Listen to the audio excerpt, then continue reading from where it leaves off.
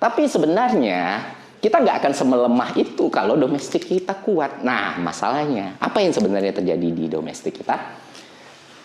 Ada beberapa hal yang teman-teman harus lihat. Pertama, belanjanya besar. Kedua, subsidi energi. Ketiga, kebutuhan dolar meningkat. Oke. Kalau faktor eksternal tadi, itu kiranya teman-teman gampang ya nangkap. Sekarang, kebutuhan domestik itu. Dan itulah kenapa kita nggak bisa misahin antara tanggung jawab Bank Indonesia atau Kementerian Keuangan untuk mengendalikan kurs ini. Nggak bisa dibilang ini pure salah Bank Indonesia. No. Bank Indonesia adalah pihak yang bertanggung jawab, punya otoritas, independensi, yes. Tapi untuk melemahnya dolar, itu butuh keterlibatan semua pihak.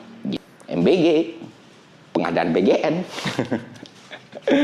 dan belanja-belanja yang lain. Itu salah dua dari semua belanja pemerintah pusat ya. Nah, yang menarik adalah ketika kita membahas soal energi atau subsidi. Tapi sebelum itu, kita harus lihat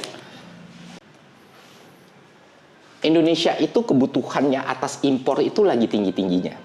Walaupun neraca pembayaran kita itu masih positif ya, masih lebih banyak ekspornya, cuman pertumbuhannya itu beda jauh gitu.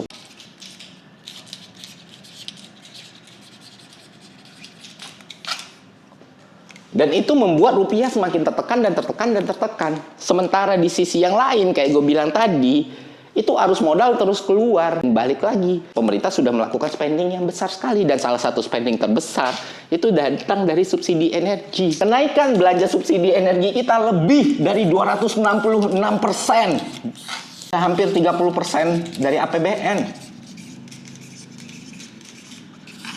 Dan ini memang harus dilakukan karena untuk menjaga perekonomian tetap jalan dan tumbuh supaya tidak terjadi inflasi. Kalau ini tidak dilakukan, daya beli kurang dong.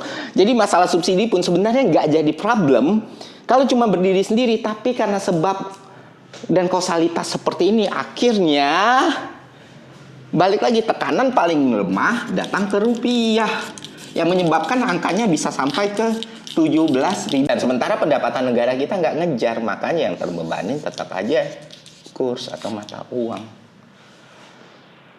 Nah, akhirnya masuk ke layer ketiga, kepercayaan.